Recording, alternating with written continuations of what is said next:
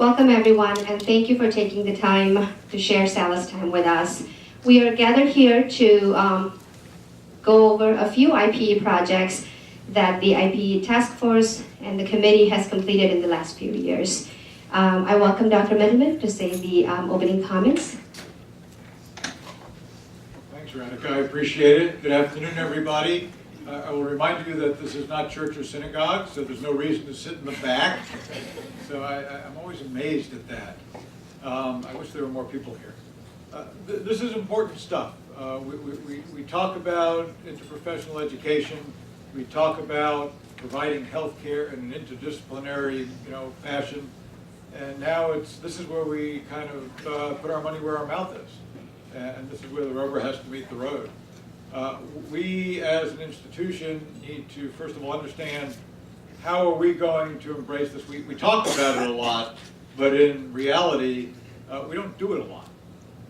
We've got fits and starts where we're trying to get out of the blocks, and I think that the work that Linda and her committee has done really is helping to set the stage for moving us to the next tier of excellence with this.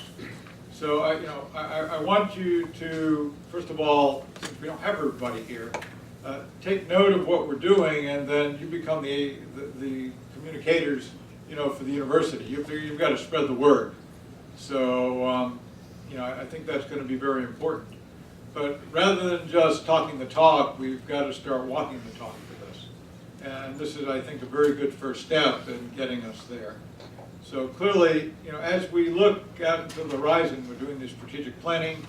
We're looking at, where does the university want to be to set ourselves up for success and sustainability in the future.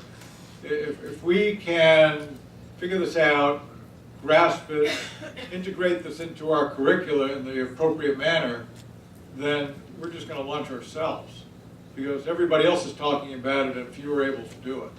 But I think we're extremely well poised to do it. We clearly have the right talent pool to do it.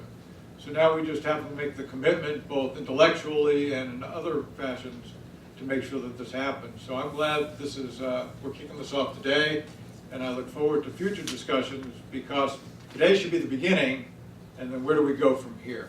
So I'll challenge you and the committee as to what will be the next steps when you get done today. So thanks. Thank you, Dr. Middleman. I invite Dr. Shari to talk about the new charge to the committee.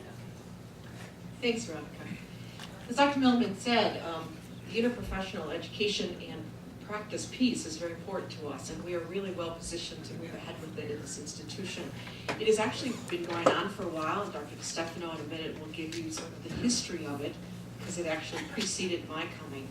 But what we decided to do is, instead of putting IPE in a particular college or program, we decided to take IPE and make it sort of its own entity, not quite an office yet, but a committee that was really made up of all of the program individuals. So all disciplines were covered within it. And what we did is I've asked the committee to really be, in some respects, the clearinghouse for IPE initiatives for the university. Their job is not to be, one would say, the gatekeeper, so much as the facilitator.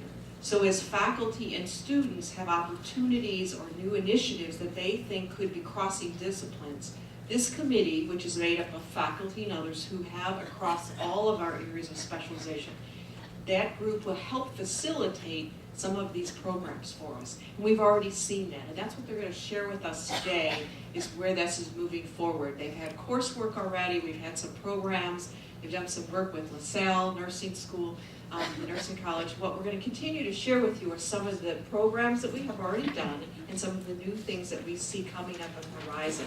But I really want you to see this committee and this group as a facilitating group.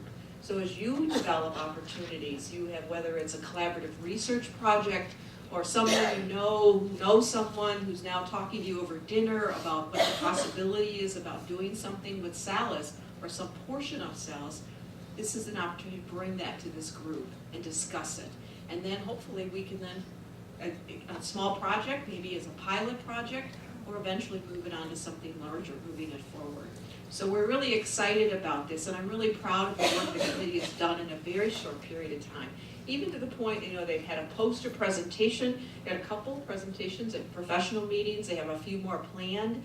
In addition to that, they've initiated some new projects, they already have some new memorandums of understandings with some other institutions that we're moving forward with. So the committee's really done some outstanding work.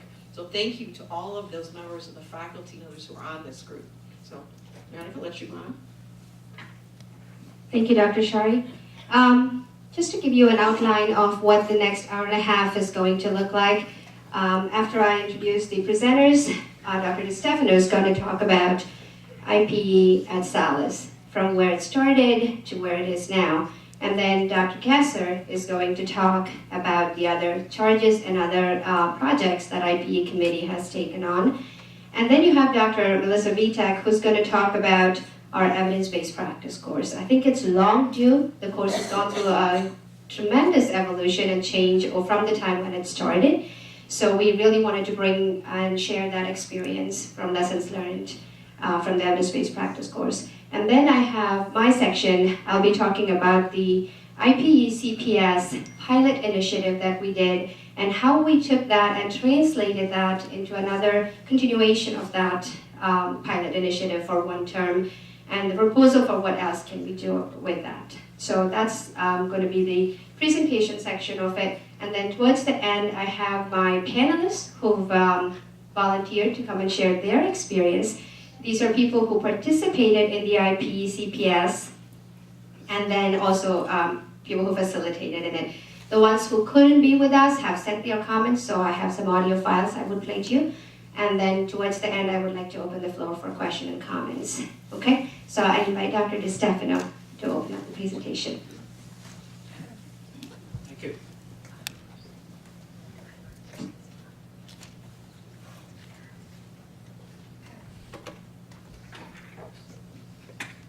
Thank you very much. Let me move this on. First of all, let me thank Dr. Kasser and certainly Dr. Aravamudhan and Dr. Vitek for their exceptional work. It's amazing if you look back at where the IPE task force started and where it is today, really reinforcing the things that Dr. Middleman said. We really made significant strides, and really picking up on what Dr. Middleman said, IPE is something that will become, and is starting to become, the very fabric of the academic community. It's not something we're adding on top of. It's really something that should permeate pretty much everything we do. What I like to do is give a little historical context, but also put it in a broader public health context in terms of what IPE is all about, what the subtext is, and what the eventual impact could be. And the timing could be better. If you look around the healthcare system, the changes. It's all about coordinated care, integrated care. It's about accountable care. And it's all about putting the patient at the center of the healthcare enterprise. To do that, increasingly, we all recognize from our own personal experience as well as from our own disciplinary experience that integration, teamwork is absolutely critical. Last October, the four of us had an interesting experience at Thomas Jefferson University where we went down and shared what we were doing at Salus University. And it is amazing when you go to those kind of settings and you see what's happening at other universities, other colleges that are devoted to health and well-being, the intensity of the experience, the exhilaration that these people have when they talk about how they are bringing their students, their faculty together in ways that they know will have very practical impact on the patient services that ultimately will be delivered. Well, you're going to hear later on a lot of the specific projects that we're doing, but I want to give you a little historical context and where Salus has come from, because in many respects I look at the evolution of the profession as a metaphor for our entire IPE process. If you look at where we've come from, we all know the history, evolving from a single-purpose institution to a multi-purpose institution. We can see that the path that we have taken is moving us away from a single focus that is discipline-oriented to a broad focus, which is patient-centered. Most of you know this history. We started almost 100 years ago in terms of the beginning, but the process of building to where we are now has actually been rather exciting. And in many respects, we have built our own interdisciplinary practice. And I like to tell a story which to me really personifies some of the history. Several years ago, I got a very lengthy email from one of my classmates, and they said, "Tony, what's going on at PCO?" I said, we're losing our identity. What is this university stuff? What are all these other disciplines? And when I tell you long, it must have been 4 or 5 paragraphs, and he went on and on about what was happening. So I said to him, let me tell you a story. Stu was his name. I said, what's happening at PCO, if you will, and now the university, is not unlike what's happened to you as a private practitioner. Okay, you can't compete the way you used to maybe 10, 20 years ago. When you look at the macro trends within the healthcare system, it's all towards group and integrated practices. There's just no way of turning back the clock. And why is that? Because the individual practice, individual institution, they lack the economies of scale. Group practices give you that, the sharing of staff, et cetera, et cetera. The increased challenges of managing the changes in the healthcare system. An individual cannot do it as well as a group can do it. Whether it's a group of the same discipline, but more increasingly so, a group of all the disciplines. Looking at the complex compliance issues. We've all heard practitioners cursing up and down about how they can't keep up with the paperwork and the compliance issue. Or again, to an individual, it's overwhelming. To a larger group practice, where they have more expertise, more ability to share, that is less daunting. You have the communication coordination across practices. The barriers of community access. Patients want more services more easily, more quickly. And then if you overlay that with the growing expectations of consumers. Consumers come in with their own diagnosis. You've got to be prepared. Again, an individual practice, just like an individual institution, the parallel I want to draw, is a lot more challenged than the group will be. So I said to my friend Stu, look at it this way, Stu. PCO is still here with a founding college. What the university has done is built an interdisciplinary group practice. It's no more complicated than that. So as we evolve from PCO to the university, from single purpose to multi-purpose, this transformation, I believe, in many respects, parallels the transformation from a solo practice to a group practice. So the advantages and disadvantages are obvious that I mentioned to you. You have the fiscal challenges, the infrastructure challenges, everything from information technology that we have both in the private practice setting as well as in the setting of an institution. So when I wrote a very lengthy email back to Stu, I said to him, Stu, we're building an interprofessional group practice. He got it, he understood it, and part of my message today is what's happening at the university, what has happened, it really is a metaphor for the growth of the IPE process. We started out as a solo practitioner, solo purpose institution. We've evolved to a multi-purpose institution. We now have, to me, a very fundamental shift from being discipline-oriented to now being patient-oriented. I know one of our 3-year strategic planning is to develop a patient-centered medical home model in the Eye Institute, and that's a personification of this kind of interdisciplinary group work that we're all achieving. I'd like to finish up with what I think is 2 of my favorite slides that personify how the culture has changed. You know, with each new program that comes in, it's not just a new discipline that comes in, it's a new culture that comes in. Not one size fits all. We found out how that works repeatedly with every new program, so we've had to change. An interdisciplinary group practice, whether it's among students in an educational setting or practitioners in a clinical setting, involve not just bringing new knowledge and skills together, but bringing together new cultures, how they communicate with patients, how they interact with patients, how they deal with increasing expectations. My own belief is that students get it very quickly, and it's our job to facilitate that growth. And if you look at, this is one picture around the time that we became a university, where the PA students sort of on their own, put together these Salus t-shirts as a very visible statement of how we were coming together as a university, how the PA program was part of this evolving interprofessional environment. And lastly, this is probably the most favorite. This is at the time of our last accreditation. Coincidentally, it happened in parallel. But this is one of the student organizations put this together.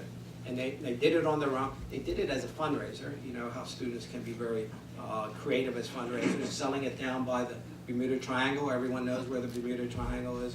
You can't walk by without getting caught. But this is excellent. And I'll conclude with the cultural change that we're starting to experience and that students naturally get because of the way they interact and the environments they come from and their own cultures that they bring in with them. So the stage is set. As Dr. Middleman said, it's up to us to deliver, and I think the work that these folks here have done with many committee members and students really are a testament as to what can be done. We're close enough as an institution, both physically as well as philosophically, that there's very little excuse why we can't take this IPE concept and really make it something very distinctive for this university. So thank you very much. Linda?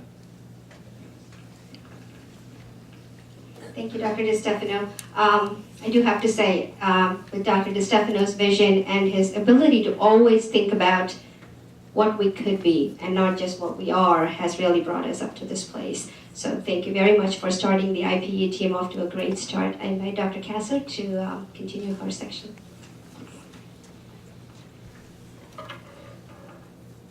Well, good afternoon, and let me add my thanks to all of you for being here today. We are very proud of the efforts of so many on our campus, and we greatly appreciate the opportunity to share that with you today.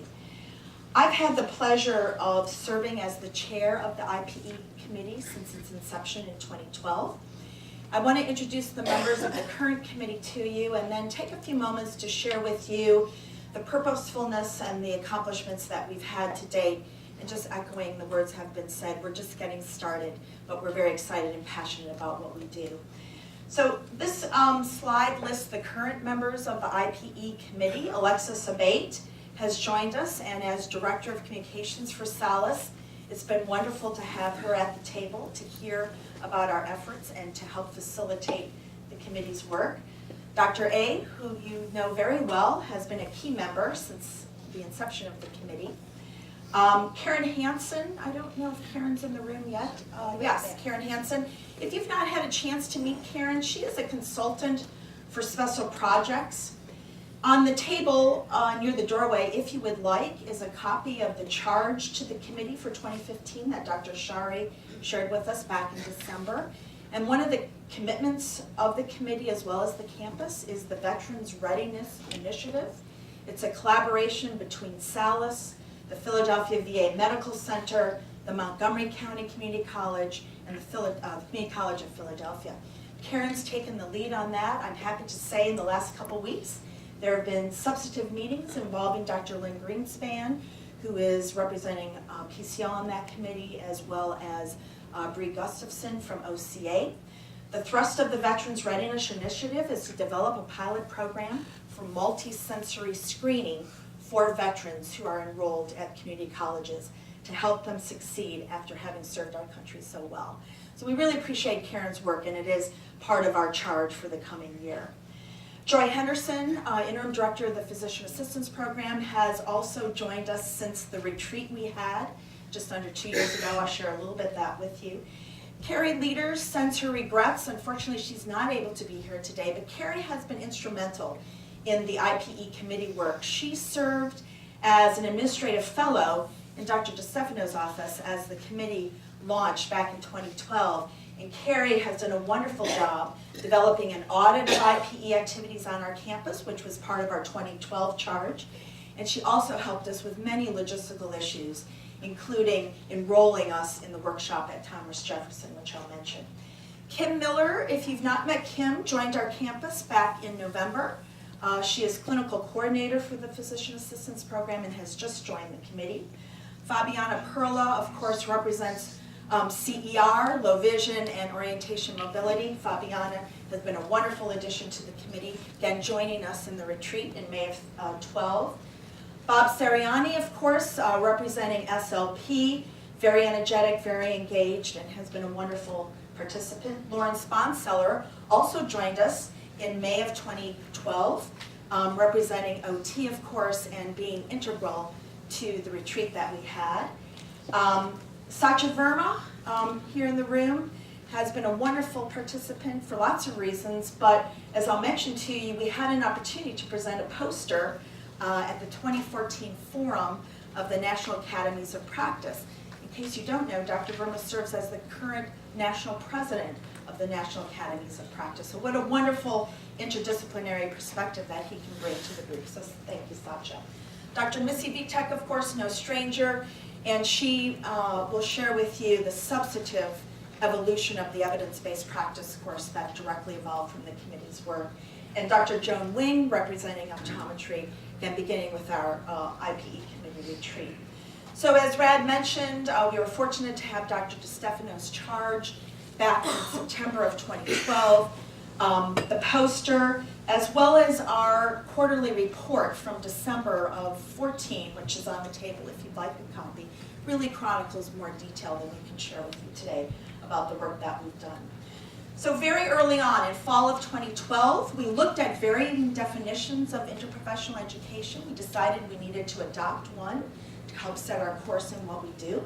So we adopted the Center for the Advancement of IPE out of London's definition, which they evolved in 1997. This has helped to guide our work. So IPE is defined when students from 2 or more professions in health and social care learn together during all or part of their professional training. We also very quickly adopted a mission statement for our group, which was part of our charge from Dr. DeStefano in September of 2012. So we evolved this mission statement for the IPE committee, which we appreciated support from the Academic Council on in November of 2012, to create, implement, and evaluate models that promote a culture of IPE at Salus to align with the university's vision to be recognized nationally and internationally for excellence and innovation. There were some inaugural members of the committee who helped to develop this. Gary Sundar was at the table, Carolyn Mayo was in our early meetings, Travis Deputy, 2015 member of the class of OCA, was part of our group, and Danny Scott, and you'll see their names mentioned in the varying publications. So what I'd like to do very quickly is to share with you just a very brief summary of our work from 2012 to 2014. You've heard a little bit about it in Dr. DeStefano's presentation. So we really launched, as I mentioned, September of 2012. We really expanded our group in November of 2012, and one of the first things we did was to look at the IPE-centered discussions from the Academic Council retreat in October 2012, which really helped, again, to set our course. The title of that retreat was IPE, Bringing It to Life at Salus University. And as I mentioned, Carrie Leaders, again, cannot be with us today, but was very instrumental in helping us to get organizational traction. So then in January of 13, we very carefully decided that we wanted to, as a team, be involved in an IPE seminar or workshop off campus to help build our teamness, if you will, and as has been said by Dr. Millman and others, to gather perspectives of those who have been doing this much longer than we, at least at the more formal level. So happily, we had an opportunity in our backyard, sponsored by the Thomas Jefferson University Jefferson Center for IPE, or JSIPE. Happily, we could drive there, and the workshops are grant-sponsored, and they were at no charge to us. So our committee went as a group. Dr. DeStefano joined us, Dr. Bray, which we appreciated, as well as Dr. Voss. It was a wonderful opportunity to immerse in IPE for a day-long meeting.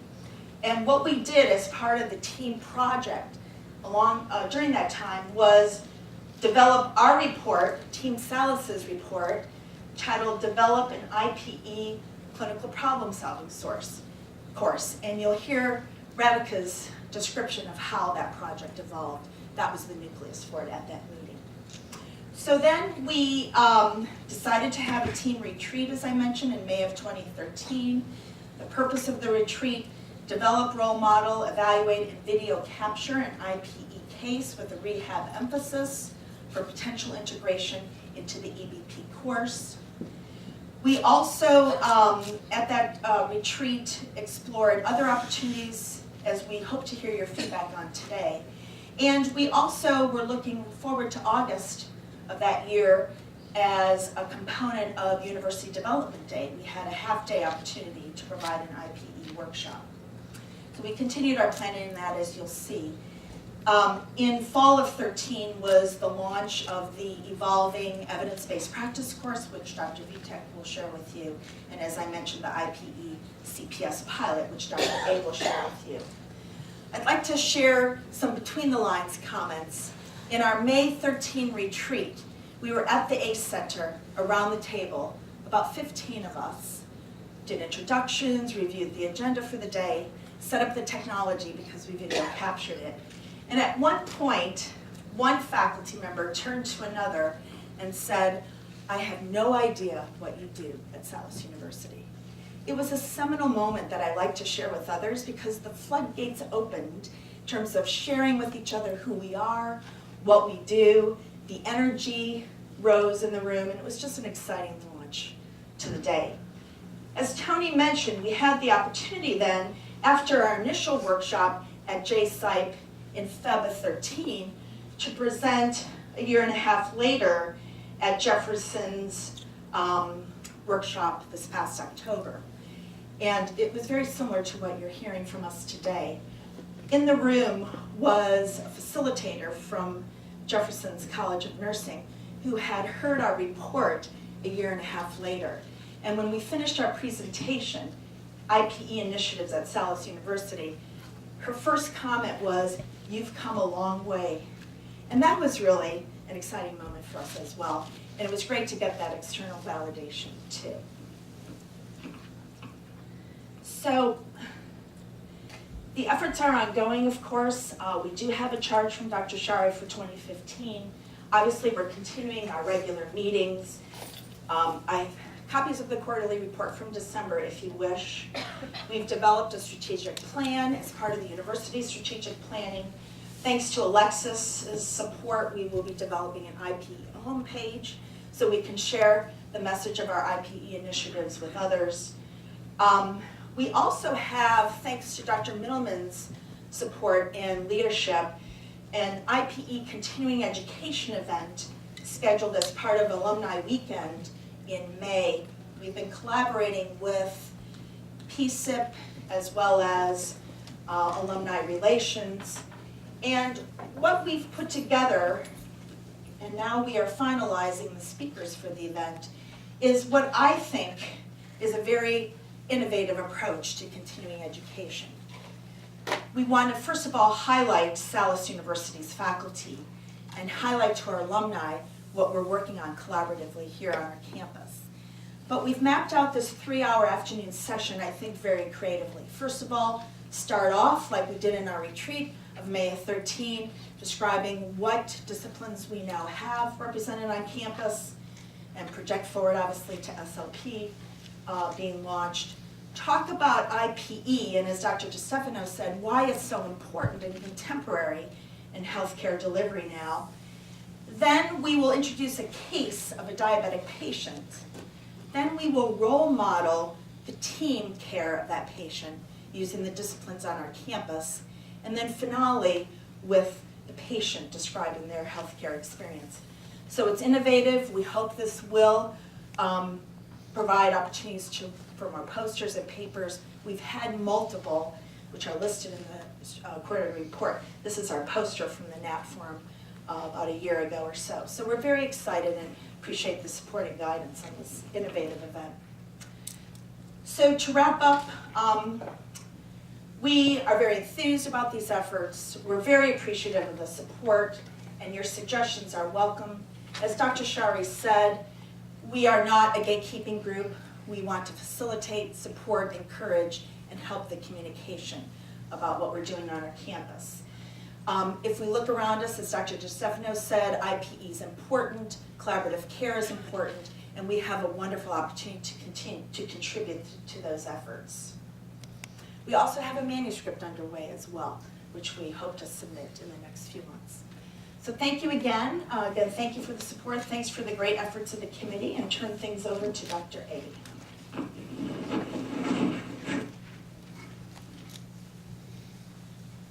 Thank you, Dr. Kasser.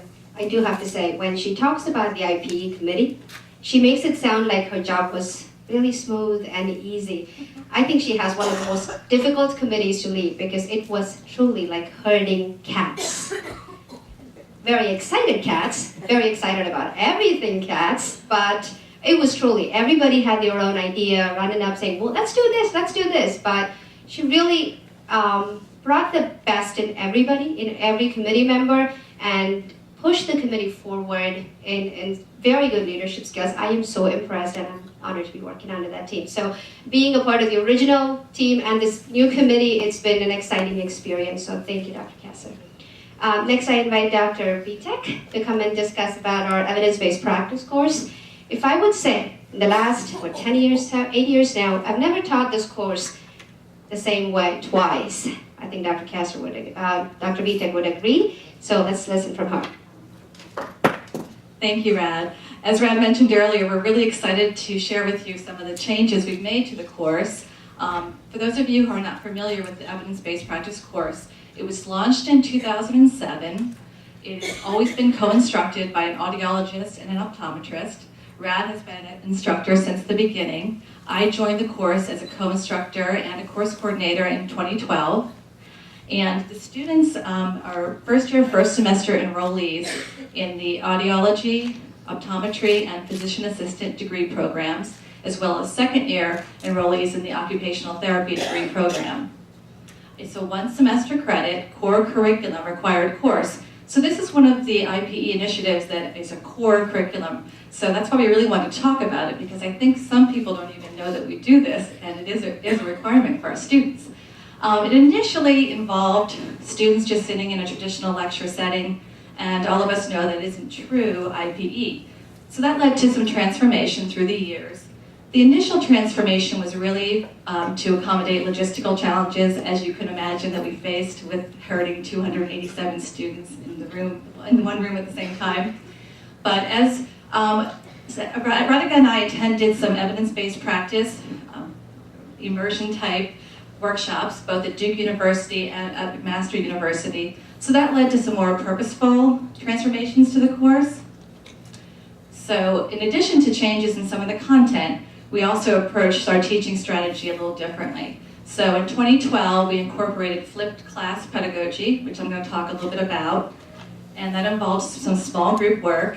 And then in 2014, this past fall, we purposefully kind of structured our small group work a little bit more differently to adopt some of the team-based learning principles that I'll talk about as well.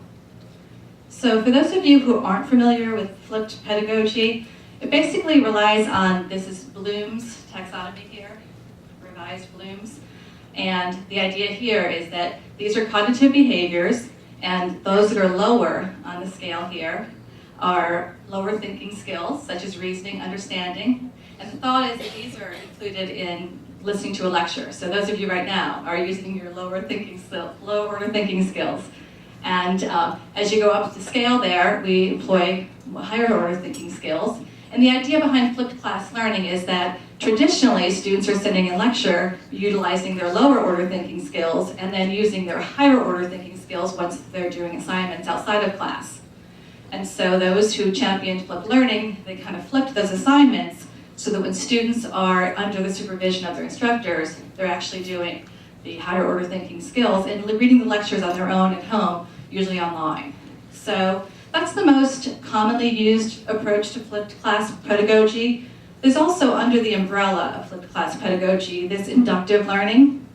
And that's where students are exposed to a skill and they have to apply that skill in a clinical scenario or a practical situation.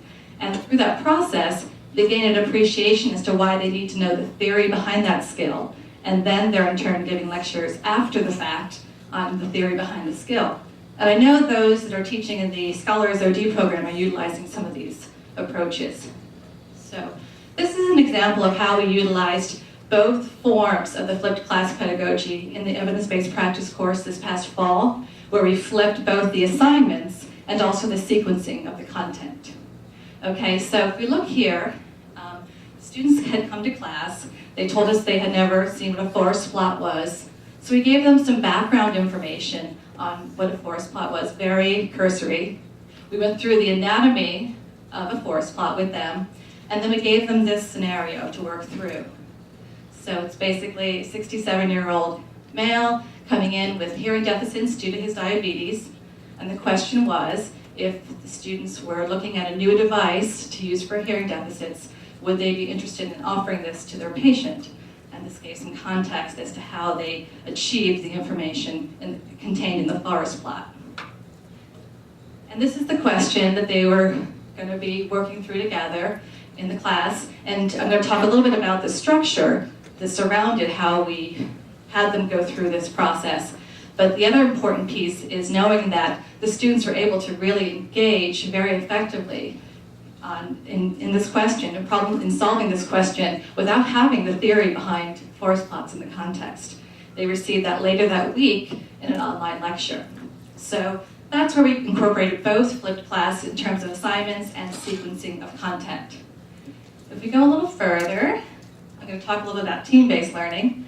And so the team-based learning principles is what we used to structure the small group assignments. And these are some of the recommendations for the champions of team-based learning that they had for us. Team-based learning was developed to basically give students a small group experience in a large classroom setting, and without using a large number of faculty. So it certainly resonated with us that would be something that we could utilize. And they recommend team sizes of 5 to 7 students. And you can imagine there was some logistical challenges in creating those teams, but we did that, where we had students represented from each profession and each team. Now they weren't equally represented, of course. We had at least one representative from each profession in each team. The students watched a lecture online before they came, and they underwent what's called individual and team readiness assurance testing. And what that means is the students on an individual basis came to class and filled out a worksheet that contained 3 to 5 multiple choice questions that were based on the fundamentals that they were given in the lecture. They had to complete the worksheet on an individual basis, commit to one best multiple choice question answer, hand in the worksheet. Then they split up into their teams and they went through the exact same problems again as a team. And they had to commit to one answer per team. And part of the recommendations for team-based learning is to simultaneously report their answers. So we achieved that through the remote responders. So the teams all committed to an answer at the same time. And there was an opportunity for inter-team debate, and then we gave them the correct answer. And then there was an opportunity for the whole class to discuss any lingering questions as a large group. So, and then the team application problems, which are also part of the team-based learning principles, basically employ the same structure to the format of the problems that they did for the team readiness assurance testing, except that it involved higher level thinking. So there are more complex case scenarios that they were given. So we have an example of one of those here. Now this is an example where we flipped it in terms of assignments and activities, but we didn't flip it in terms of sequencing. So the students were given the lecture ahead of time on how to frame a clinical question. Then they came to class and they were given this as a team assignment. And the students, for those of you who aren't familiar with PICO, it's a mnemonic that students are given to serve as a helpful hint to help them to frame a clinical question, to most accurately and effectively answer a question when they're searching the medical literature. So PICO, P stands for patient, I is for intervention, C is for comparison, and O is for outcome. This is the clinical scenario they were given. And it's basically an 82-year-old female who came in. She was admitted to the subacute rehabilitation floor of the hospital. She had recently suffered a stroke and had a slight hemiparesis on her left side. The daughter wants to know how likely it is that the mother will break a hip when she's discharged and back at home. And these are the 4 choices that students were given. There is one single best fit answer, although they're all viable options, and that would be choice B. And the students went through this exercise like we talked about earlier as a team application problem. And one thing to note is I also want to make a note of the fact that we did not choose clinical scenarios that each scenario encompassed all professions. Instead, we gave multiple scenarios purposefully so that students each cohort had an opportunity to be a content expert. So, in this case, obviously our occupational therapy students felt like they could be the content expert, although there were things in this activity that really cut across all professions as well. Okay? And so for the future, we really found that the flipped class pedagogy and the team-based learning really increased student engagement dramatically. And we've seen a big difference in the course, in the students' response to the course and their performance in the course. So we do want to incorporate more of those principles in future offerings. We're really excited about having a new cohort this next fall, speech and language pathology. We're not sure where we're going to put them, because I think we're at capacity now in the Hafter Center, but that's a whole other question. And we also are going to look at collecting more purposeful data, quantitative data, on how effective these teaching strategies are. We did collect some data on attitudes and perceptions this past fall, and that was very favorable, but I think we were going to get even more specific so that we're able to share with others our experiences. And now back to Rad. Thank you, Missy. Okay, just to give you a visual of what the EVP course started out as and where it is now. It was a very cold gym with 280 students all sitting in the same room. Okay, and now we've gone to a point where most of the lectures, the content specific, are online, like Missy mentioned, and then when they are in class, they are split into small groups. So they're actively participating in purposeful groups. So it really took a co-instructor like Missy to work with to get to this point. So thank you so much for making this course a viable option. Anyway, so moving on to our next project, IPE, Clinical Problem Solving, or Interprofessional Education and CPS. So this is one of the projects that we decided as the IPE team after our Jefferson workshop that we would pursue. Again, small pilot work. We can start implementing everything to 280 students. So this is what we chose, and this is how we did the study. So the first question is why? Why did we think about IPE as our pilot, the CPS as our pilot initiative? One of the things that was the first part of it was, well, all the programs have CPS, so we don't have to worry about inventing a new course in all the other programs. So this is something that was common thread in the curriculum for most of the programs currently existing, like audiology, optometry, PA. At that point, we hadn't had the OT, so we weren't really having them in the discussions, but now more and more, everybody's getting involved. So again, one of the other things about CPS that is intuitive is case-based. So whenever you have a patient, a case, it's much easier to bring all the professions together than just talking about a specific topic in any particular area. So, and we also used a problem-based learning analogy. So that was the facilitation technique that was used. And one of the good parts about the problem-based learning approach is you don't have to be a content expert. I could very well sit and run a physician assistant group of students CPS, even though I may not know about everything about anatomy and physiology. I could still run that because as long as you know the right questions to ask for. So in a way, all these things gave us a way to say, okay, you know what, this is a great course, let's pilot this to see, are we going to be successful as a pilot initiative or not? So we proposed a 5-week pilot study. Normally the CPS is run in 3 weeks, but because this was the first time we were doing it, we wanted to make sure we have all the components in, so it was a bit of an extended. And we had these questions to answer. Does exposure to IPE increase understanding of other professions in healthcare? And does early exposure really make any difference? Then do current metrics that we have, the questionnaires that we have, is that going to give us any meaningful information? So we set out with these goals. And we had volunteer students, and again, thanks to Dr. Kessler, she was able to get us some funding, and we were able to provide dinner, because it was in the evenings from 5 to 7. So we had some facilitators who volunteered their time. We gave them dinner, and then some bookstore gift cards too. So always food and money works, I guess, to get some students in. So we recruited, we also got IRB approval. So anytime you're thinking about scholarship of teaching and learning or any kind of research study, doesn't matter we're going to electrocute them or not, right? Please make sure you get through IRB, Institutional Review Board, otherwise you can't publish the stuff. So we got through that, and we had first year students, we also had second year students, and at least about 9 students, where we had 3 from each program, audiology, optometry, and PA. So this was our first group, okay? And we have some students here today to answer some questions too at the end. So in week 1, we administered our pre-IPE questionnaires. I'll show you what we did, the questionnaires, and then we started the CPS process. So usually in the CPS groups, we have 1 facilitator, right? But this one, because we are, again, experimenting, it's a pilot, and it's interprofessional. I had optometry students, PA students, so we wanted to make sure we had an optometrist, and we had Dr. DeStefano, who sort of was our public health expert, so we had 3 facilitators. A bit of an overkill. You don't really have to do 3 facilitators for your regular CPS, but this actually helped us learn what would work and what are the good things to have.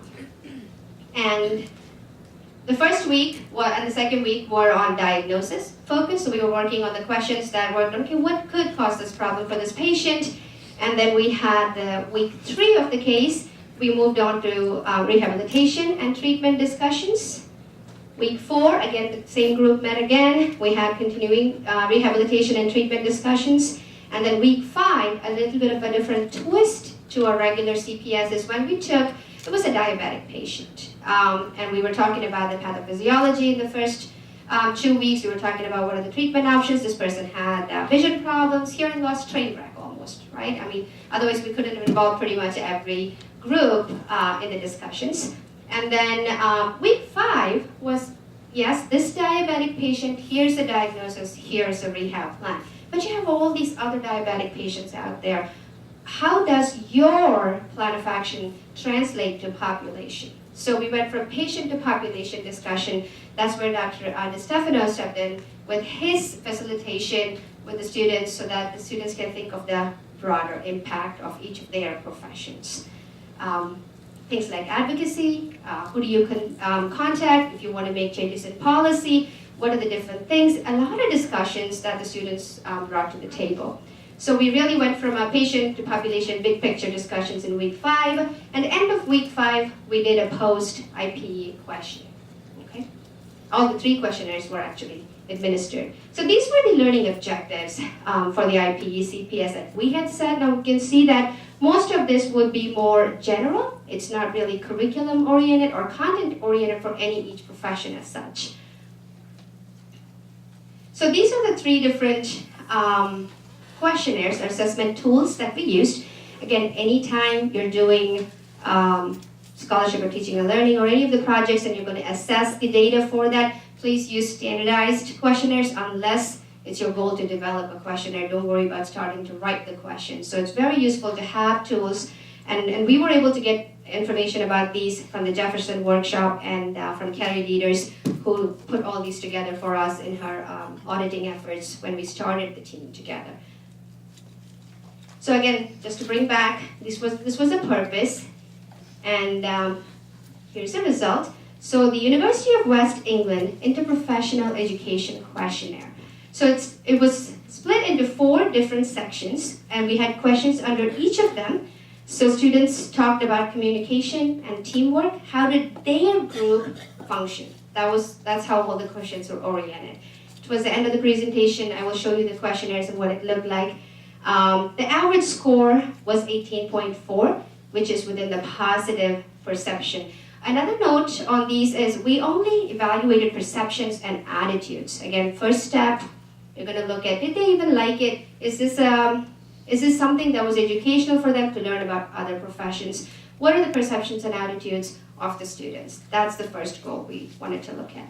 So we had a score of 18.4. Interprofessional learning as an experience, again 15.15. I've highlighted the ranges out here, so between 9 and 22 was positive. That means it was a positive perception of the interprofessional learning experience. And then interprofessional interaction, how well did they interact? 19.6, again that was positive. Interprofessional relationships, what did the students think about the relationship of each of them? How important did they think it was? and that also came within the positive section. So if we had scores in these other ranges, it would have been either neutral or negative. So we were clearly in the positive direction. Students understood the value of this particular exercise. This is the IEPS, Interprofessional Education Perception Scale, and competency and autonomy of each of the professions involved, perceived need for cooperation, and perception of actual cooperation. Again, all of them was in the range of strongly agree or agree. So we really didn't have any neutrals or disagree comments in any of these. Again, when you do more than one questionnaire, it sort of assesses the validity of the tool too, in a way to say, okay, when I use this tool, you have this particular result. When it's something else, does it change? Using multiple tools also helps us to evaluate the validity. The ripples is more, again, a lot of questions, but they don't have categories, okay? And this actually is a tool that can be administered for students coming into any healthcare profession. Are they ready? Are they ready to be in this interprofessional environment? But we use these tools to see, are our students ready to participate in the IPE environment? Even though they're already in the program, are they ready for this kind of healthcare when they go out? So again, learning with other students and professionals will make me a more effective member of the healthcare social care team. Strongly agree or agree. So basically, we got about 100% in a lot of these questions. And that's shared learning. Does it help if I have more than one profession in the team? Shared learning is understanding about other professions, not just my own profession. Again, I would welcome the opportunity to work in small group projects. So if we go back of where all this started, not just with our institution, but nationally, actually internationally too, IPEC competencies were put forth. Domains, these are the 4 different domains. Values and ethics, that's the most important one. Roles and responsibilities, again, every time the question changes, so when we're discussing about the hearing loss, let's say, of the patient, the audiologist in that particular team took a lead on it. So again, roles change. It's not always a flat curve. In a table, everybody takes responsibility for the patient when it is their turn, and also understands when they don't know about something and be able to ask for help. So, and one of the very insightful comments that came across from one of the students was a sigh of relief. They said, thank goodness, I don't have to know everything. I have experts who can actually help me with this. So again, these were some of the very insightful things that we actually learned as a group. So there was a very strong positive perception and experience on this IPE activity, basically in all of these domains. Again, these are just some more comments about importance of co-management. They absolutely love the case, which is good. One thing, you really have to have a very strong case that involves all the professions to some extent, otherwise people can feel left out and not really get involved. What next, right? I mean, we already have done this, people love it. There's very few instances where people don't love interprofessional work. I mean, it's good, you're not interacting with the same group of people, you have a new group of people, new ideas. So perceptions and attitudes are always good, right? So we took that one step further. Dr. Lewis did our first non-pilot, but also a small group, again volunteer-based, audiology and optometry second-year students. Last fall, he did one group, and hopefully we can do at least one group, continue to do those in small steps until we can figure out how to integrate this into the core curriculum. So that was a good step to look at. Now, the second part of the equation, perceptions, attitudes, great. How long are we going to keep talking about this, right? Does it really, if I have a student who goes to IPE CPS versus their core curriculum CPS, okay? Does it really matter? Are they going to have the same breadth and depth of knowledge? So outcomes assessment, that's another important step. It's sort of the same way when you look at patient care, right? You have your patients coming in. Oh great, I have this whole team of people talking to them, 10 people talking to them sometimes at the same time. But is the patient outcome really better just because we are working interprofessionally? And the profession has really started looking at patient outcomes. We are very early stages. we're just jumping in to say, I mean, even organizations like Jeff, who are really pioneers in IPE, they have a lot of good programs running. They are just starting to look at patient outcomes to see, do patients really benefit out of this whole big IPE thing that we are moving towards? We're hoping they would, but there's really no evidence out there that shows that it does. Okay. On the other hand, from an educational perspective, I think it's our duty to look at what is the depth of knowledge? Are our students really learning more, or do we want them to? Okay, so this is basically your CPS versus IPE CPS over here on the y-axis. On the x-axis, your core competency. And we can assess what kind of core competencies are. Because anytime you want to integrate something into your core curriculum, you want to know what you want to accomplish from those. We know what we want to accomplish as learning objectives from our regular professional CPS that we do for each of our professions. But what do we want to accomplish with the interprofessional education CPS? Sometimes it doesn't have to be the depth of the knowledge. Sometimes we really want the breadth of the knowledge. But I think as an institution, we have to decide which direction we want to go on that one. Because once we make that decision, it's really easy. How many CPS is going to be IPE? How many CPSs do we want to make it just a regular profession-specific CPS, and how do we integrate that? So that's the next part is just logistics. But the first part is to figure out what we want as our outcome for that. So now I invite our panelists for a few questions and answers. So if you could please come up to the front. I'm going to bring up each of your slides. And thank you so much for volunteering again. And then we'll open up the floor for Q&A after our panelists have had a chance to talk about it. Because I think this is again another idea we got from the Jefferson meeting, because the students were so much more excited than the faculty who presented it. It was just a different kind of energy. So let's start. I'm going to let them introduce themselves. I'm going to start with Nick over here. My name is Nick Carlock. I'm a second-year optometry student. My name is Kaylee McCartney, I'm a second-year optometry student. My name is Julie Cookson, and I'm a second-year audiology student. I'm Yana Doan, I'm an audiology student. And I do that. It sounds like a lot of fun, and they had more fun. So I'm Yana Doan, I'm on faculty in audiology. It is an exciting time to be a student, I guess. All right. So first question is for Julie Cookson, our AUD student. And how did the interprofessional CPS experience differ from your core curriculum or core CPS sessions? So I think that we could see right away in the case history when we jumped in our core CPS classes, we were very audiology focused. And in the IPE case, we were focused more on the review of systems, and we focused on specifically audiology questions, optometry questions, PA questions. And that was something we saw quickly that happened. Additionally, the testing that we looked at was different for all fields involved, so that was interesting. Julie was also a participant in the pilot program and the follow-up that Dr. Lewis actually led. So again, very different interaction when it was just optometry and audiology compared to optometry, audiology, and PA. And actually one of the slides will show what the interaction differences were. Kaylee, next is your question. Why did you volunteer to participate in the IPE CPS project? So for me, it was really a personal reason. I know that optometry, we're constantly told that it is a legislated field, and I know that the other programs are as well. For me, I thought that a really important part was building connections with people in other programs that are going to be in other professions, to build alliances politically, and also to raise awareness of what other professions do.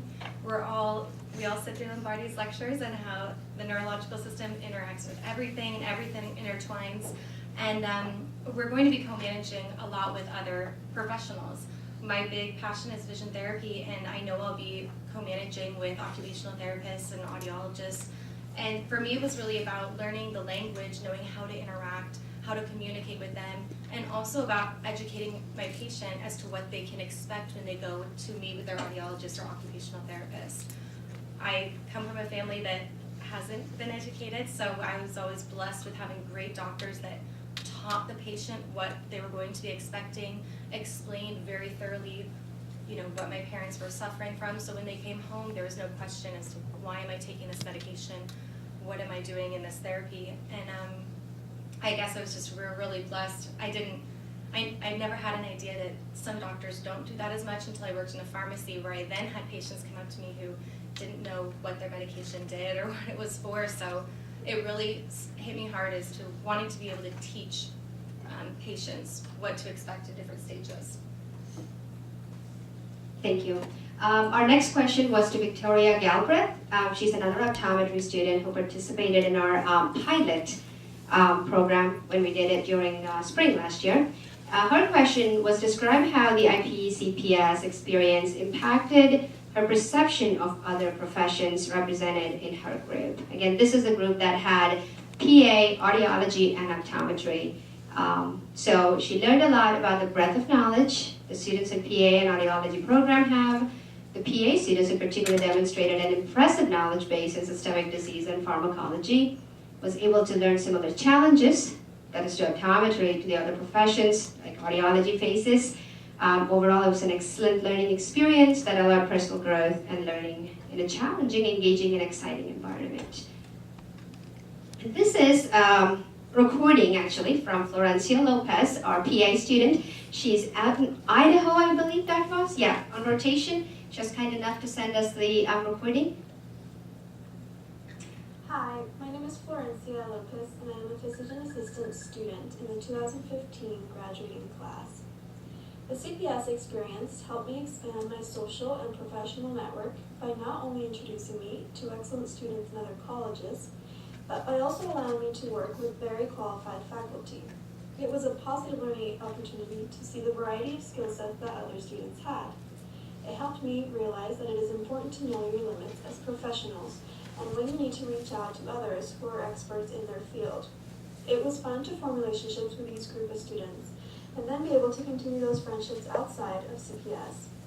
It was very different than the evidence-based medicine class we had at the beginning because it was a smaller group and we really got to know each other throughout the program. I strongly hope that this type of CPS setting is incorporated at Salus, since I believe it will unify the school and strengthen students as individuals. Thank you. And our next question goes to Nick. What knowledge did you gain through the IPE CPS session that you may not have through your core curriculum CPS groups? For me, one of the simpler things that I learned was just what the different tests are that audiologists work with. For example, I was in the follow-up group with just audiologists and optometrists. So just seeing in general what they're looking for. We also have a diabetic patient. So in those situations, seeing what tests they would run and what they would look for. But more broadly, what the knowledge I was able to gain was more related to my the context around me in the medical field as an optometrist, where I fit into that, who I am, and also where audiology fits into that, who they are, what can I do that they can't do, what can they do that I can't do, and how that all works together for the patient. And so when you have that, it really helps break down being offensive, territorial attitudes towards your patients and things like that. So most of the knowledge, like I said, is about seeing the greater context of the medical field, which is really much more in line with how it is when you're out there practicing, as opposed to just in school, where it's easier to be a lot more isolated. Thank you, Nick. So next again is the audio recording from one of the PI students who are out on rotations. What do they think could strengthen the interprofessional CPS in the future? I think to strengthen the CPS sessions in the future, the groups need to stay small. Having a small group, which we had about 3 people from each program, allowed for a more personal experience and allows everyone's voice to be heard. Also, keeping the topics related to all of the majors, whether it be broad diagnosis that encompasses them all, or many small diagnoses that make up one patient. I believe this will help keep everyone focused and interested in the sessions. My last suggestion to strengthen the session in the future is to have every program at Salus partake. I've learned so much from just working with 2 other programs. I can only imagine how much we could learn with them all. Now to hear from our facilitators. Dr. Owen, in what ways do you think interprofessional collaboration can improve patient outcomes? Thanks, Ray. You know, I looked at this question, and I think what we practice day in and day out here at Salus, and what we talk about so often, is looking at the patient in their totality, looking at the whole being. And that's what the exercise, the pilot study, allowed our students to do for one of the first times, I believe, to the extent that the group that I was involved with was audiology, PA, and optometry. One of the toughest lessons that I learned as a professional, and you really learn it when you're in the hospital environment, is how to play nice with other professionals and not step on each other's turf, and how to hold respect and give respect when you're talking about that one patient, that person who is dependent on all of us for their overall well-being. By giving the students the opportunity to intermingle in the pilot study, just in the class itself, they formed friendships that I don't know that they would have had. They have respect for each other's professions, and they learn how to work together, and that it can be a very collaborative effort, so that the patient, in the end, who we're all concerned about, is getting the benefit and is the winner. Thank you. I have one more from Joy Henderson, who also was a facilitator for the IPE CPS. The same question was asked to her. She couldn't be here. She originally was planning on being here, but she's out in the clinic serving our patients, I guess. So the pilot model for IPE CPS group gave the students a valuable opportunity to increase their awareness of other disciplines and contributions to the patient care. And that was very evident too. Pretty much every discussion revolved around that. And she also thinks that the benefits, students benefited greatly by gaining insight into the decision-making process of each profession. That's what we were talking about how each of them felt comfortable enough to take the team lead role when their turn came. So they were not just passive observers by letting one person take the lead. They all understood each of them had a role to play. And then the success of this group, as measured by surveys, should inspire the other members of the faculty and student body to embrace this university initiative. Yes, thank you, Joy. That was very sweet to write that. So one of the things that I wanted to say when we started this presentation is, just because I'm here and we have a few members of the IPE talking about these initiatives, these are not the only IPE things that's going on.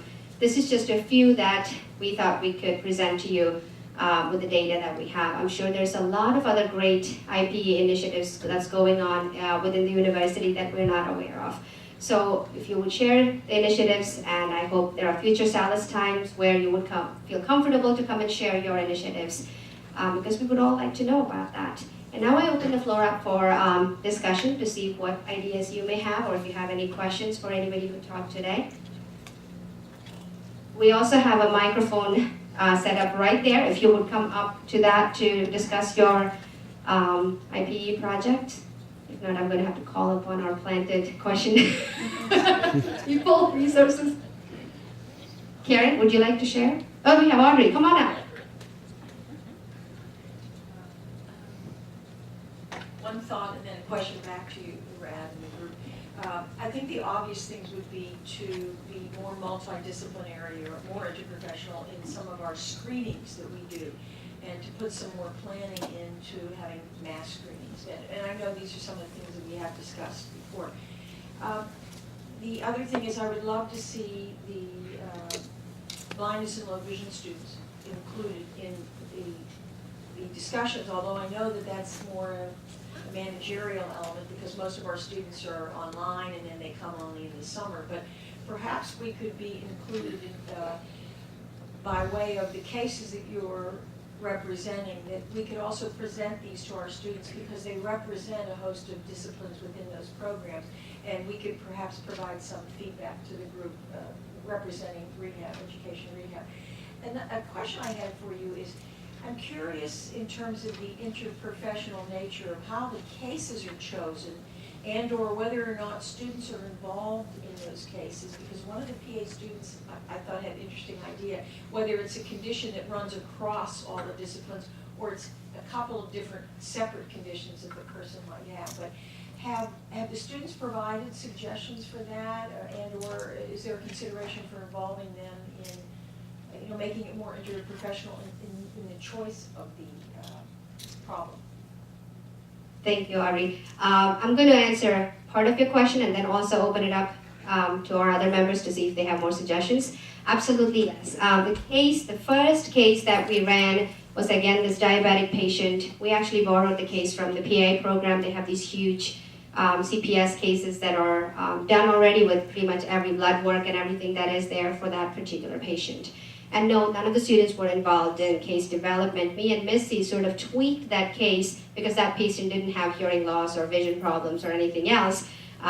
We made it a train wreck at one point when we presented it to the faculty development day. We actually had, the person had lost a leg, I believe, amputated, so that we can have more OT involvement in rehabilitation, because that's where the rehab part, the diagnosis part, there was minimal interaction. I mean, yeah, do this test, yeah, here's the diagnosis. I still remember Dr. Lewis's expression about, that's her blood sugar and she's still standing. I mean, it's just, those were some of the things that we went through, but the rehab part is when just the discussions just came out. I mean, it was just all over the table. So absolutely, after Dr. Lewis ran the same case that we used for IPE CPS pilot and the faculty development day, where all the faculty participated, and me and Missy facilitated the case in last year, he did the same case with just optometry and audiology students. Very different interaction. I mean, just the whole discussions on pathophysiology, it was just completely different. So he came back before he left to Florida and said, Brad, we need better cases. This is not going to work. So we're discussing some case development workshops in summer. I'm going to give it to Dr. Kessler. She knows more about that. Well, as we mentioned, we had great success with the retreat as a team back in May of 13. And as an aside, I've had an opportunity to serve on an accrediting body in Australia for a new optometry program that's problem-based learning centered. And what I observed when I visited their program is they have had immersion faculty workshops in developing the cases that all the faculty are part of. I think it is as an aside, and Joan Wing and I and Melissa Traeger and I have discussed with others that from my perspective, especially for PCO with a large class size, the CPS course offering is high stakes in the sense of the wonderful learning opportunity and discussion opportunity. So we hope to model our immersion retreat with case development workshop, more details to follow, but have an opportunity to bring everyone to the table, be a team in developing the cases. I might mention too quickly that we're also, as an aside, launching a patient-centered piece to this, as has been mentioned, and I apologize for having my back to you.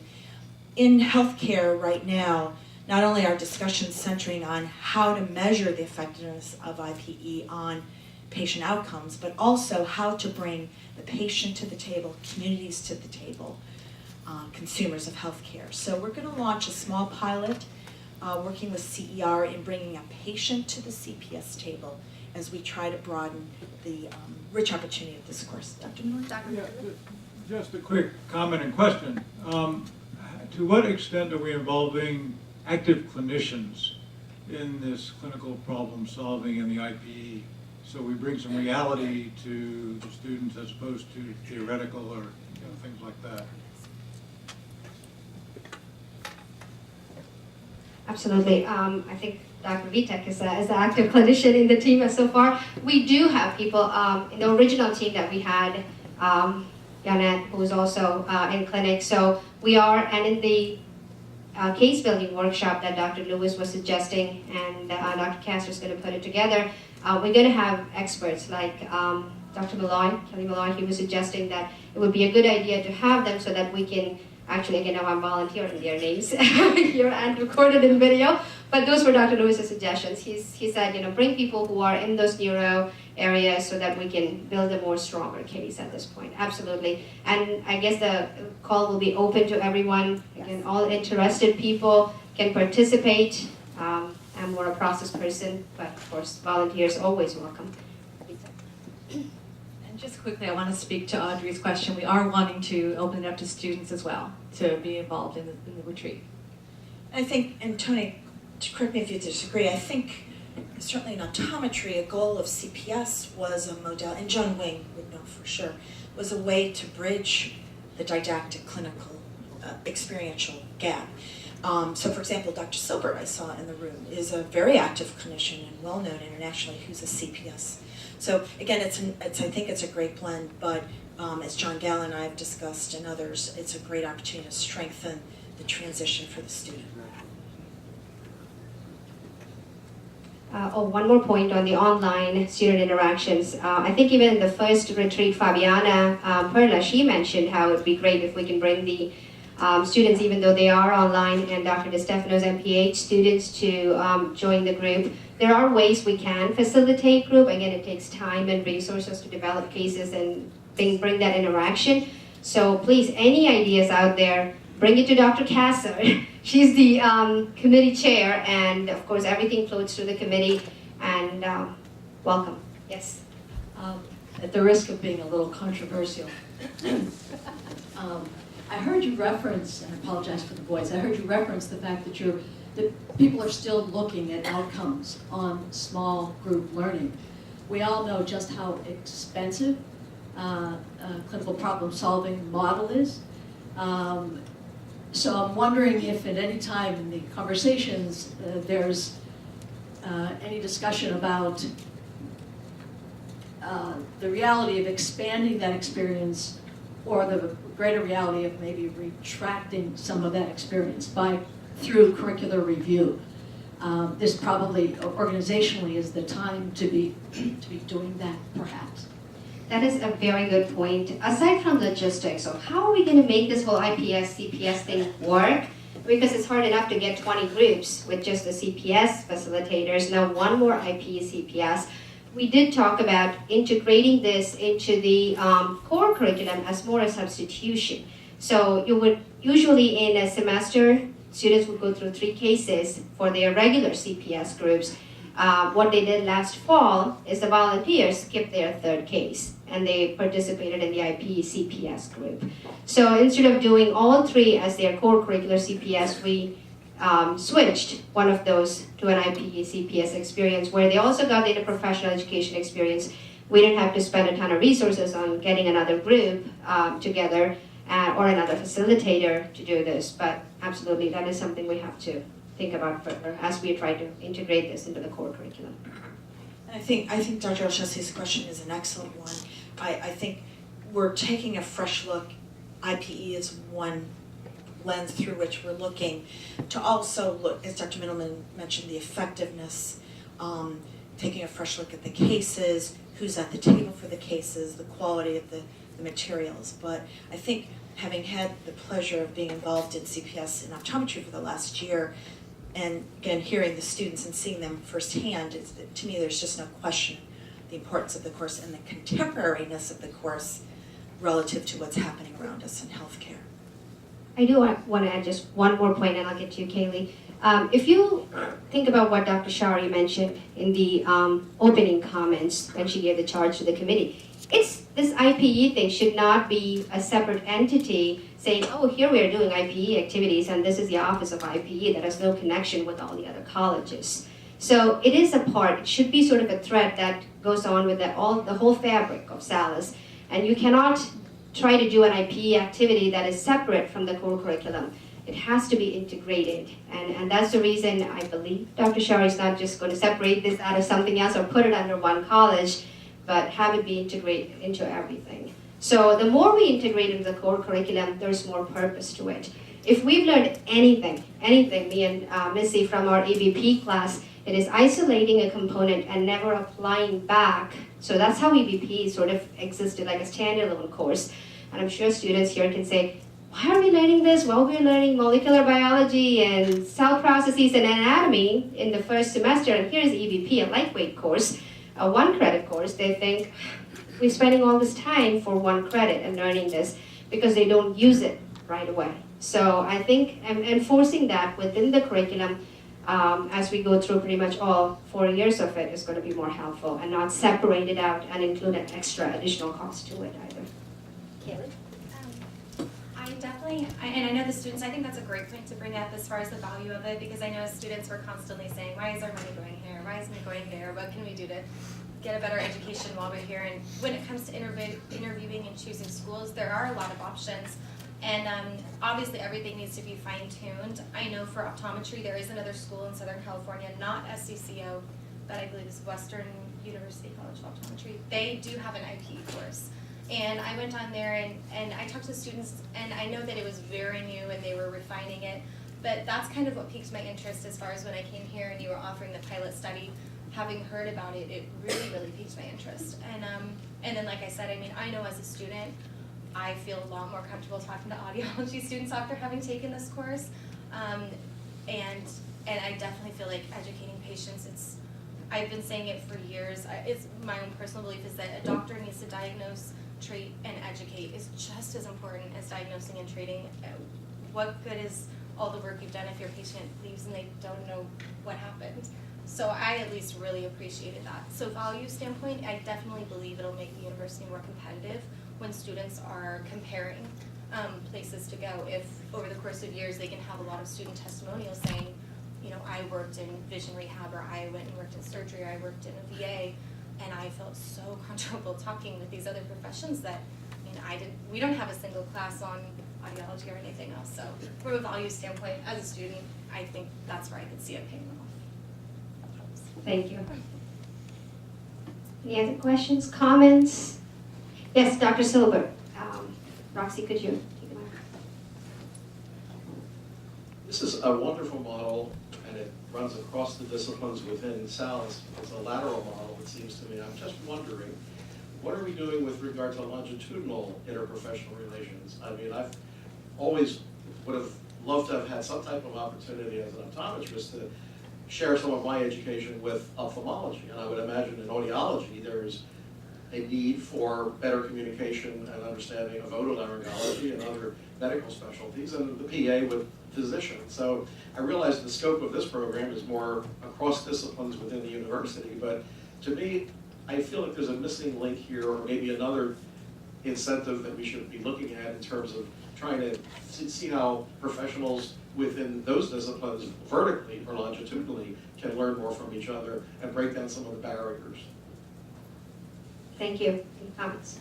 Sure, thanks, Dr. Silber. I think it's a great question, and also, like patient outcomes, very contemporary in these discussions. So, for example, in the Institutes of Medicine arena, I know there's been a lot of discussion as Salus is modeling as educational programs, and thanks to our student testimonials, as we're doing a better job educationally, role modeling and engaging students in interprofessional education, the comments that have been made is that we're training our students for a world that no longer exists, meaning we're training them one way, but they may experience IPE differently in the healthcare arena as practitioners. So the one example, not that it solves everything, is to purposefully continue our IPE efforts in the continuing education arena. So that, say, an IPE continuing education event is not different disciplines coming to the podium, but as we hope to pilot in May under Dr. Middleman's guidance, is to role model the teamness. So I think continuing education can be one arena, and then obviously the evolution of healthcare to more team-based efforts, both in the community as well as in academic health centers. So I think that's just one perspective. Yeah, just one other project that wasn't mentioned, that it was a small project, but Sue, you can comment on this, is we did give a shot of an IPE screening that was mentioned earlier as part of the Norristown Area School District project, where we brought audiology, optometry, and PA together there. Now, it just so happened that that day was flooded, we had torrential rainfall, but we still had families coming in with their community liaisons and things like that. And there were, and probably will continue to be, logistical challenges in doing that. But the experience, again, in a clinical as opposed to a CPS context was very rewarding, I thought. And it's a small step, but I think it pointed the way to things that we can do within existing clinical programs that we have. Would you like to comment? I think just one comment about that effort. We made the institution made heroic efforts to make that be a success. What we did learn about were the many reasons why it's really hard to do it. There certainly seemed to be an awful lot of organizational interest on the part of the Norristown Area School District, but weather aside, and that was a big part of it, there's a lot of barriers to making all those things happen, and you have to be, in order to make it happen and to make it happen well, you have to be really, really committed to it and be willing to put some backbone into it. I guess that's my message. Thank you. One other note is interprofessional education. Anytime there is a new project that anyone is interested in, please don't look at it from a perspective of every program needs to be involved. Even small scale of 2 programs getting involved is good. Because as soon as everybody hits that wall of, my God, how am I going to get all these programs involved, it becomes a larger task than we can look for. Small steps, maybe steps, 2 programs. Even if you can find a fit for a small activity, again, all of these sort of facilitate the thought process. If nothing else, we're educating our students to look for opportunities to collaborate with people. Any other questions, comments? Would you like to talk about the VA initiative, Karen? We sort of planted you. Okay. Well, and Karen, not speaking for you, but again, acknowledging all your hard work and Dr. Greenspan and others. It is scheduled for early April. Is it the 4th and 6th are the dates? And Karen, could you comment on our meeting on next Friday at the VA as well, please? Sure. I'm Karen Hansen. Hi, everyone. We've been working with the Philadelphia VA Medical Center. We've been working with the VA Medical Center, with Montgomery County Community College, and with Community College of Philadelphia to put together this screening and follow-up care program, Veterans Readiness Initiative. Dr. Greenspan and Dr. Myers are my 2 points of contact within audiology and optometry. The April 7th is when we're going to be conducting the event at Montgomery County Community College, and April 9th at Community College of Philadelphia, Tuesdays and a Thursday.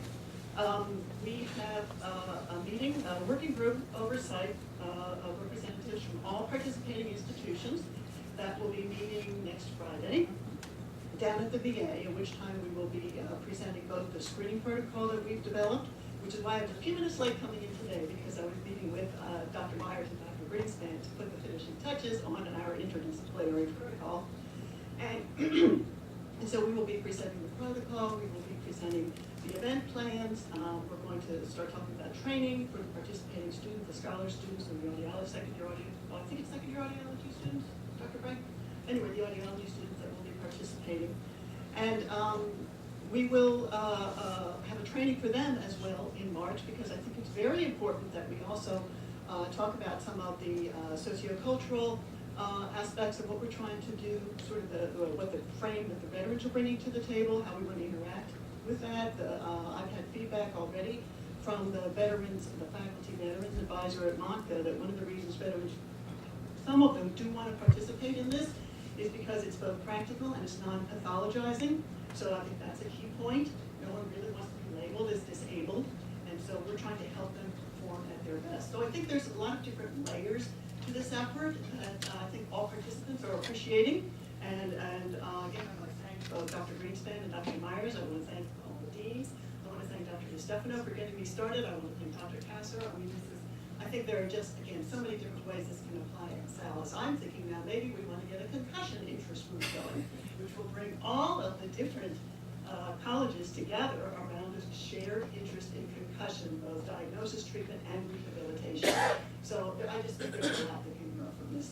Thank you very much. And actually, Karen, could you quickly mention, I think it's important, based on Rad's earlier comment, on the department that we're working with at the VA too. I think that's a key point. Yes, our internal champion down at the VA Medical Center is rehabilitation, Dr. Keith Robinson, and he's bringing optometry and audiology to the table. So rehabilitation is a very encompassing discipline, and so I think that we're very fortunate that he's the one that is helping us out here. Thank you, Karen. Anyone else would like? Yes, Dr. Senior. So I just wanted to mention another program that I would hope that we could get involved in. I mentioned it to Dr. Sherry a while ago, but it touches upon some of the comments that people made in terms of doing interdisciplinary screenings. In other words, the different colleges going out together and working together out in the community, which we did in Norristown as a pilot. That was a good experience. Number two, the professional education, and number three, just general community outreach. And there is a program that every other health profession college in the city is involved in called Learning Leaders.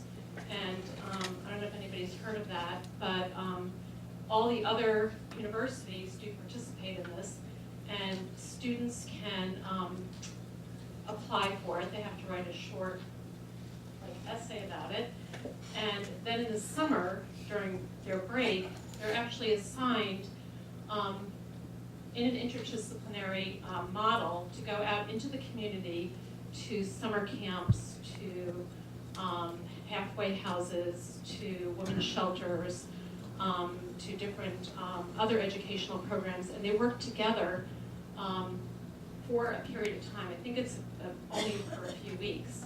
And they work together in that community setting. If you're doing optometry, you might be educating women at a women's shelter about good eye care, along with an audiologist who's talking about hearing. And then several months later, they actually have a poster session where all the students come together and do posters of their interprofessional experiences that they attend, and then it's also put online. And I would hope that this is a wonderful program that I would hope that I think the students at Salus would really benefit from. Not everybody participates, but those that are available and want to and are motivated to do this, it is a nice opportunity, and that hopefully that we as a university can team up with the other universities in the area that already provide this for their students. Fantastic, thank you. Learning Leaders, huh? Learn something new every day. Alexis, did you want to share about your science fair? Sure.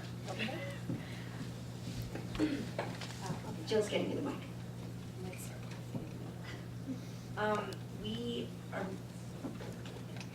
We're probably meeting next week for academic council about the Philadelphia Science Festival, and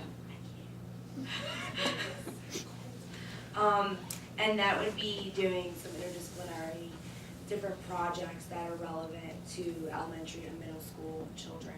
And so we're kind of coming up with them at the Franklin Institute. We're working with them, and they will actually be presenting to academic council next week.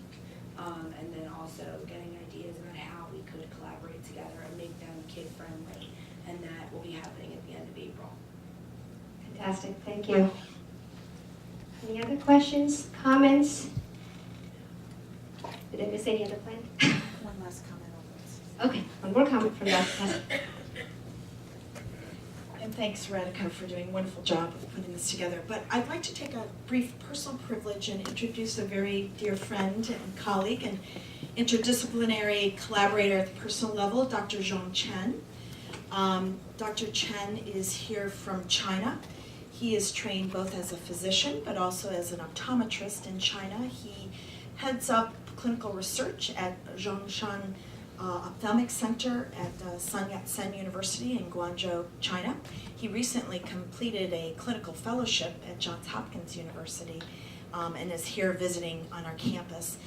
Dr. Chen, Dr. Vitek, and I had collaborated on the development of an advanced placement Doctor of Optometry degree program to help train two of his faculty to go back and to help expand the profession of optometry in China. So Dr. Chen, just want to welcome you again and let you know how much we greatly appreciate our collaboration.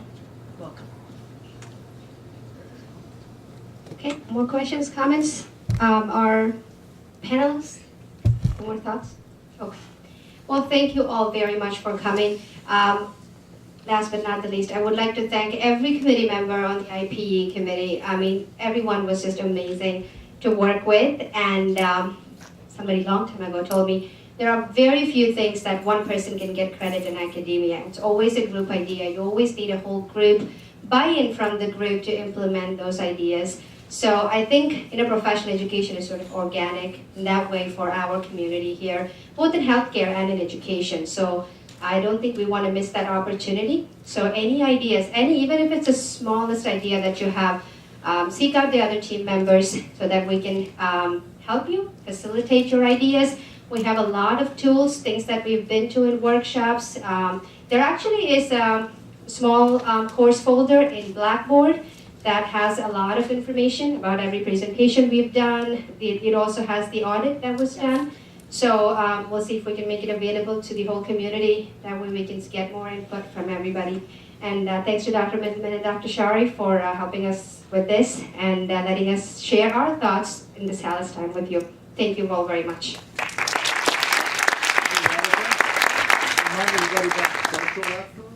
Oh yes, there is a social at the Hafter Center. So in another 15 minutes, we'll see you all over there. Thank you.